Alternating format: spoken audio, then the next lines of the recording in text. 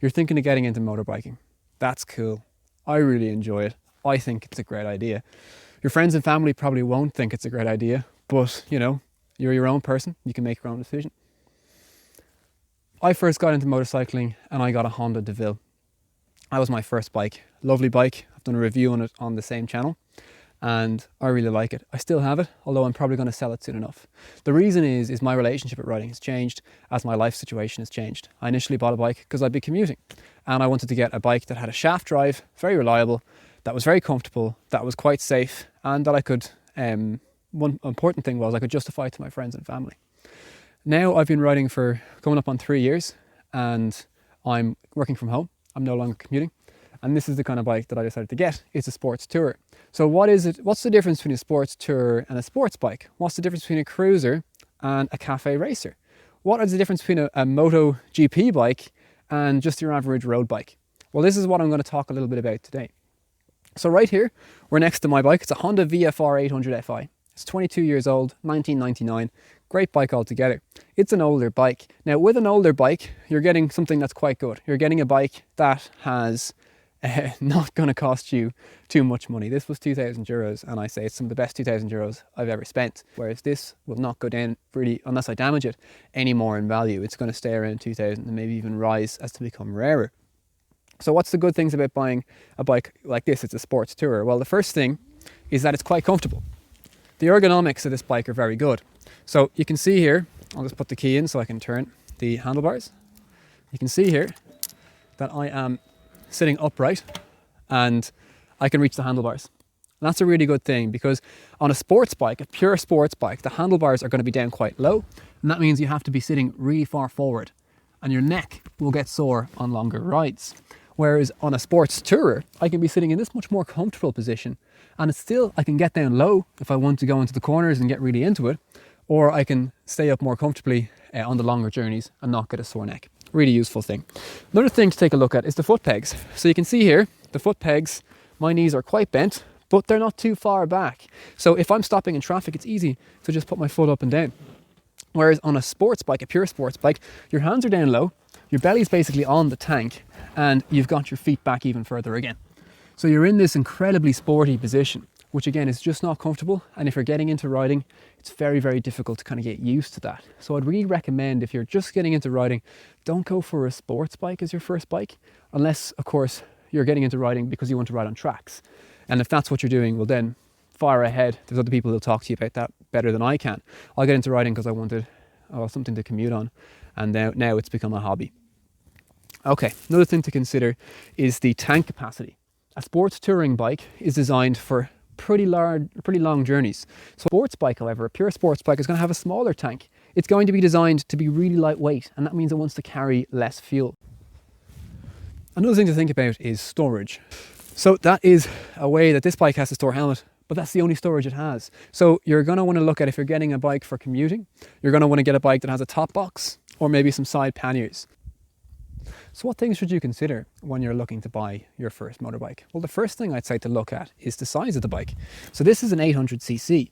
This bike, that means it has 800 cubic centimeters of engine. So if you're to talk about it as a car, you'd say it's a 0.8.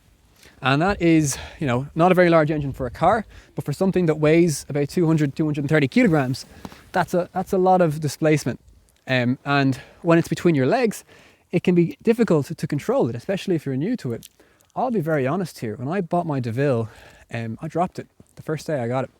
Went and I bought a DeVille 700cc bike, quite a large 700cc bike, and I was at traffic lights and I forgot to put my foot down and the bike goes over. It wasn't nice, it was very scary, and I had a big dent on the side of the bike that I always was reminded of every time I looked at it. I don't want to be presumptive here, but if you're considering getting your first bike, the odds are that you're probably going to drop it at some stage. This bike, if it was to fall, look at all the things that will be damaged. This whole fairing will be damaged. This light will be broken.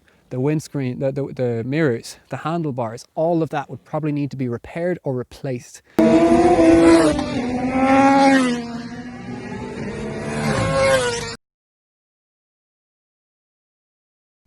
So with that in mind, that it's very easy to drop a heavy bike, which bike is right for you if you're starting out? Well, again, it really depends on what you're looking for from motorcycling. So You can see here a scooter is good for people who just want to get around town. Less than 300cc, I'd say a small cc road bike is great as well for people who want to learn how to use gears and get around town. It's a great introduction to motorcycling. A standard or naked bike, not going to give you much protection from the wind, but a really nice all-rounder kind of bike. You got a dirt bike, which is only going to be really good off-road, but you can get actually ones that go on road as well. They're generally called enduros. You can get a cruiser, so they're really easily customizable bikes. They look great, they sound brilliant. Not so good in the corners because they're quite heavy with low foot pegs. A sports touring bike is the kind of bike that I have there. It's the VFR is a sports touring bike. This is another one here. It's a more modern BMW F800 GT, and you can see it has the hard panniers on the side, which are great for going those long distances.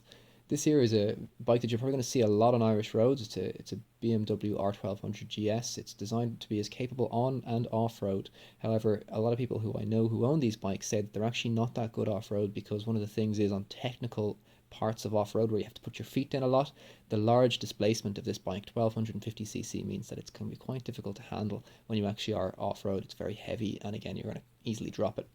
Taking a look at sports bikes now, this is a litre bike. I call it a litre bike, and it's generally referred to as a litre bike because it's got a 1000cc engine, so that's 1 litre, and that's a very high performance bike. And the biggest issue you're going to have with this bike is, one, how you're going to avoid all the speeding tickets, because you have a fast bike, you will ride it fast, people don't get these kind of bikes to drive them slowly, and two, how you're going to keep your friends and family from getting really worried about you.